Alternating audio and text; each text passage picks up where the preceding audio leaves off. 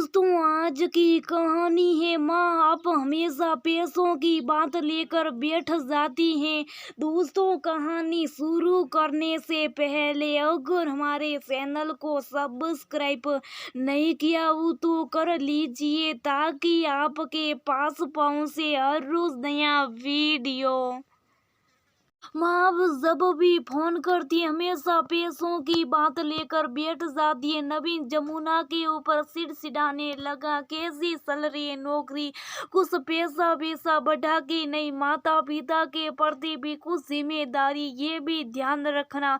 तो उसमें गलत क्या बेटा, माता पिता के अरमान भी तो बच्चों को पढ़ाने लिखाने के साथ ही जुड़ जाते हैं कि बड़ी होकर बच्चे हम लोगों का समय पढ़ने पर सहयोग करेंगे। जमुना ने बड़े प्यार से समझाया, लेकिन नवीन ने कोई जवाब दिए बगैर फोन रख दिया। अब तो नवीन फोन भी बहुत कम करने लगा और जमुना खुद फोन करती तो बहुत कम उठाता। जमुना अक्सर पुराने दिनों की याद में खो जाती। रघुनाथ की छोटी सी परचून की दुकान और जमुना 2-4 घरों में खाना बनाने का काम करती, लेकिन अपनी हैसियत से बढ़कर नवीन का ख्याल रखती। गांव से रोज सुबह 8 किलोमीटर साइकिल चलाकर रघुनाथ भेजने आते और शाम को फिर 8 किलोमीटर चलाकर उसको वापस लेकर आते और उस समय जमुना दुकान संभालती।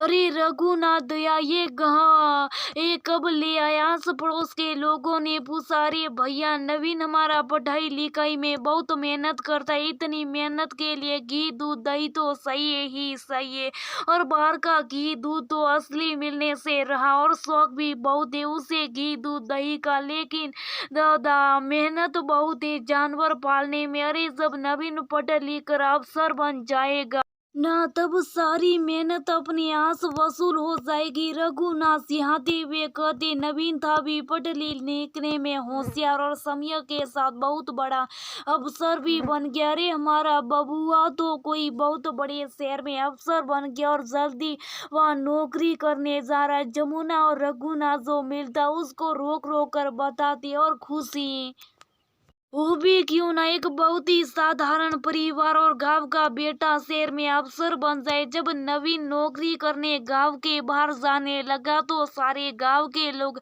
उससे मिलने के लिए आते। नवीन बबुआ, जमुना भौजी और रघुनाथ दादा ने तुम्हारी खातिर बहुत कष्ट झेले, अपना सुख त्याग कर तुम्हारी खुशी के लिए सब जो कुर्बान हुए गए उनका भूलियो ना। अरे ये भी कोई कहने की बात है, हम हमेशा अपने माता पिता का बहुत ख्याल रखेंगे। और नवीन शहर चला गया।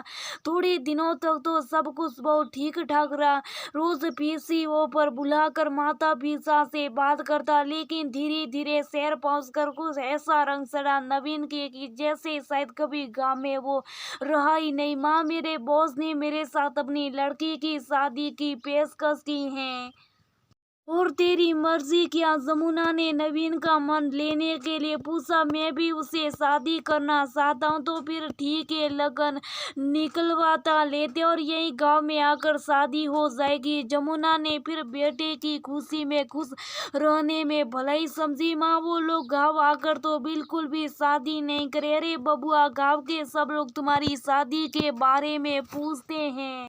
कोई बात नहीं, आप लोग यहाँ आ जाइए, गांव में सबको बाद में दावत दे दी जाएगी। ठीक है, जमुना और रघुनाथ दोनों ही मायूसी से बोले और दोनों लोग शहर पहुंच गए। लेकिन वहां जाकर अजीब सा लगा। उन दोनों को किसी को उन दोनों से कोई मतलब ही नहीं था। वो दोनों शुभ सभे कोने में बैठे सब कुछ देख रहे थे। अपने बेटा ही पराया लग रहा था। इतना अरमान था बहू लाने का, बबुआ की शादी में कोई कसर नहीं बाकी रखूंगी, पूरे गांव का न्योता बांटूंगी। यहाँ तो सिर्फ बस 25 लोग और वो भी अनजाने। जमुना की आंखों से 2 बिन आंसू टपक पड़े। बहू का कब ब्याह कर घर आ गई पता ही नहीं चला।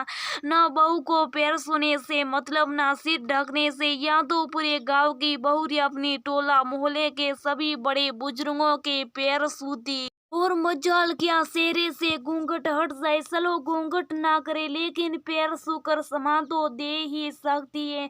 बबुआ हम लोग वापस गाँव जा रहे। जमुना ने सोचा कम से कम एक बार तो बेटा रोकेगा। ठीक है फिर कल सुबह सुबह निकल जाइएगा, शाम तक पहुंच जाएंगे। लेकिन नवीन एक बार भी रुकने के लिए झूठ भी नहीं कहा और दोनों मन में बेहद दुखित गाँव वापस आ गए।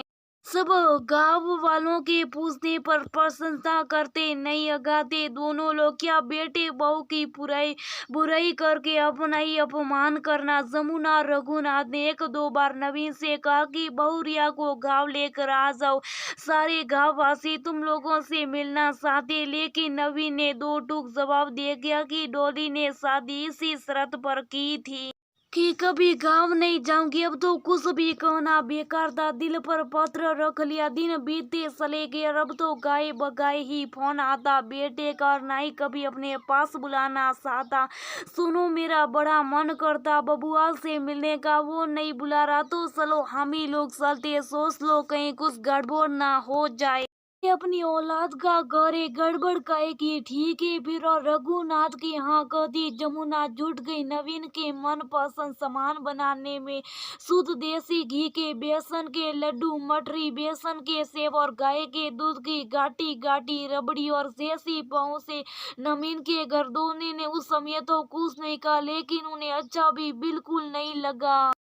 बबुआ तुम्हें देखने को तो आंखें तरस गई, इतना कहकर जमुना नवीन को गले लगाने लगी। लेकिन नवीन कसमसाकर पीछे हट गया क्योंकि डोली को नवीन का किसी के भी गले से लिपटना पसंद ही नहीं था, सही फिर वो माई क्यों ना हो।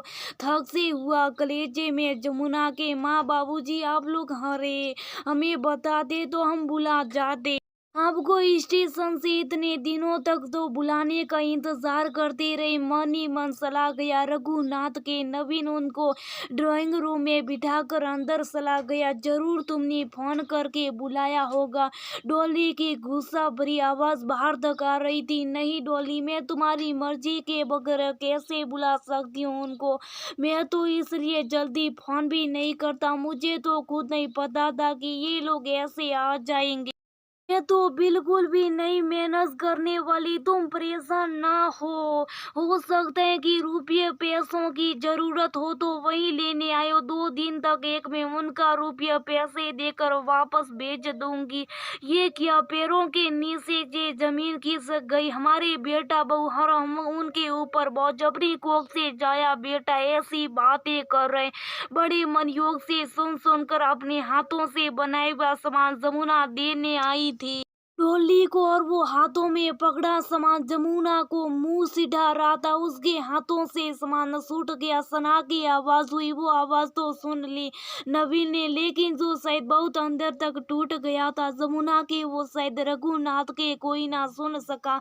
बाहर से रघुनाथ दौड़ कर आया, अरे माँ बाप बाहर ही थी, कोई जरूरत थी तो मुझे बुला लेती। नवीन तुरंत बात पलटते हुए बोला, तुझे बुला लेती तो तुम लोगों की सच्चाई कैसे जान पाती। मैं तो अपने हाथों से बने लड्डू, मठरी और सेब तुम्हें देने आई थी और तुम लोगों की बातें सुनकर पैर ठिठके। बेटा मुझे तुम लोगों के रुपये पैसे नहीं चाहिए, ईश्वर ने हम लोगों को अपने जीवन यापन भर का बहुत दिया है और गाँव में अभी भी इतना प्यार और सम्मान है। हम लोग अपनी जिंदगी वहाँ बहुत आसानी से काट लेंगे। जमुना की आंखों में आंसू और आवाज में बेदर्द था, और उसकी दर्दनाक आवाज सुनकर रघुनाथ भी आंसुओं को आने से रोक ना सके। नहीं माँ ऐसी बात नहीं, आप गलत समझिए, गलती तो बेटा हम लोग पहले समझे थे लेकिन अब आंखें खुल गई। बेटा बहुत तो पराया खून थी, गीला तो तुझसे है कि तूने हम लोगों के प्यार को ना देकर रुपये पैसों का लालची समझा। आज तूने मेरी कोख की लाज मिटा डाली। सुनिए जी तुरंत वापस चलिए, मुझे यहाँ एक पल भी नहीं रहना है। जमुना मोह की पट्टी तोड़कर रघुनाथ का हाथ पकड़कर वापस चल पड़ी अपने गांव वालों के पास। रवीन उनको इस तरह जाता हुआ देखकर भी रोक ना का एहसास ना कर सका।